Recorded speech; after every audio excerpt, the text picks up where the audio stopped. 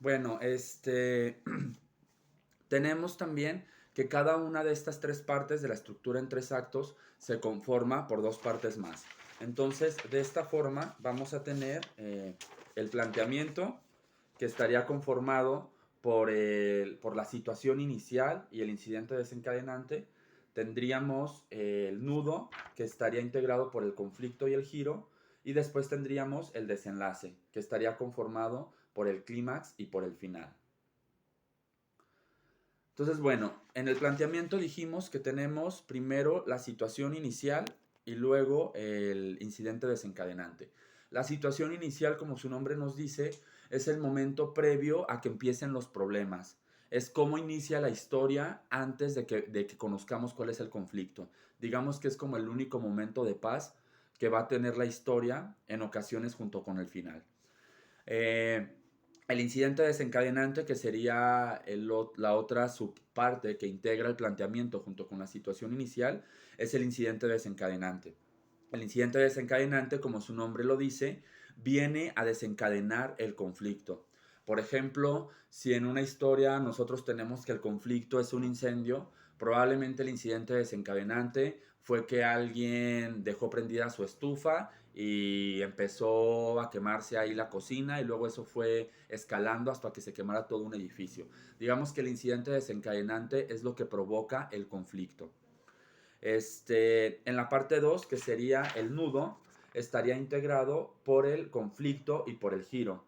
Una vez que ya viene el incidente desencadenante, pues nos va a introducir el conflicto, que pues ustedes ya saben que el conflicto es el problema que el personaje tiene que resolver.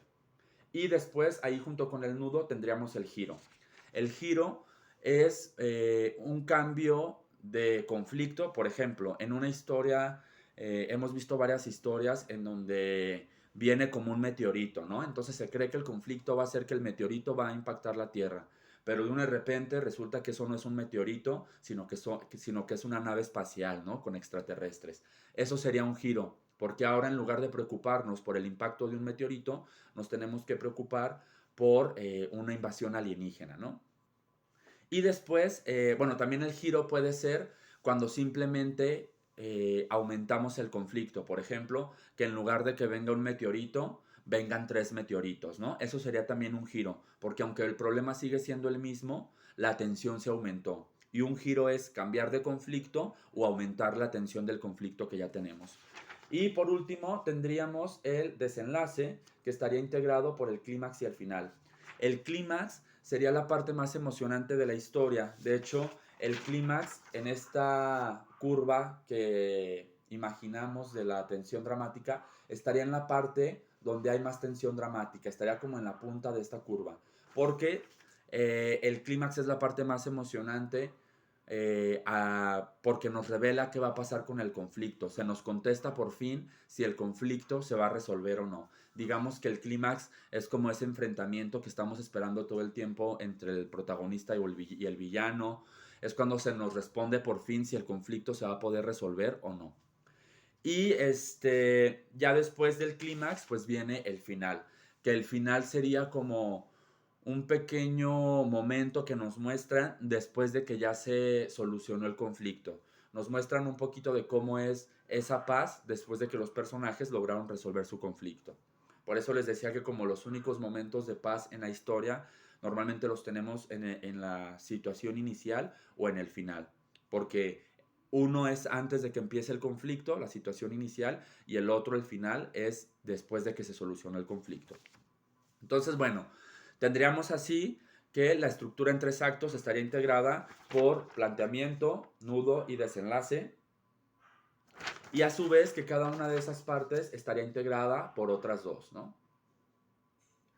Como les decía, esta estructura garantiza que la tensión dramática vaya en aumento cada vez. O sea, cuando estamos en la situación inicial no tenemos ni un problema todavía, pero conforme se va presentando el conflicto y luego llegamos al clímax y luego llegamos al final, se va creando esa curva de tensión, ¿no? Y digamos que si creamos esa curva, pues vamos a tener interesado a nuestro lector sobre nuestra historia o sobre nuestra película o sobre cualquier tipo de trama que estemos contando. Muy bien. Bueno, les voy a pedir que me pongan ahí en los comentarios si tienen alguna duda o comentario. Y les voy a pedir de tarea que precisamente vayan pensando en la historia que ustedes quieren contar y que me digan brevemente cuál sería cada una de estas partes. Quiero que piensen en las partes de su historia. ¿Cuál sería su situación inicial? ¿Cuál sería su incidente desencadenante? ¿Cuál sería su conflicto, su giro? ¿Cuál sería su clímax y su final? ¿Va? Entonces les voy a pedir que en un documento en Word escriban brevemente, describan brevemente qué es lo que va a pasar en cada una de las partes en su historia, ¿no? Por ejemplo, si ustedes están trabajando una historia de terror, bueno, puede ser que la situación inicial es que estamos en un departamento con una mujer que está cocinando, ¿no? El incidente desencadenante es que le comienzan a tocar la puerta y ella no sabe quién es y entonces decide abrir y ella cree que no pasó nadie, pero resulta que eso provocó que pudiera entrar como un fantasma, ¿no? O un demonio. Entonces ahí ya inicia el conflicto. Se trata como de ir describiendo en 2 o 3 renglones qué es lo que va a pasar en cada una de las partes dependiendo mi historia. ¿Sí queda claro? Entonces, bueno, les voy a poner la asignación. El siguiente lunes creo que nos veríamos en una videollamada. Nada más hace falta que confirme una de las compañeras asistentes y pues ya yo les estaría escribiendo ahí en el Classroom, ¿va? Si es así y tenemos la videollamada el lunes, el viernes de esa misma semana yo les estaría subiendo el nuevo video, ¿va? Entonces, bueno, cualquier cosa ahí escríbanme en los comentarios. Que estén muy bien. Cuídense mucho. Adiós.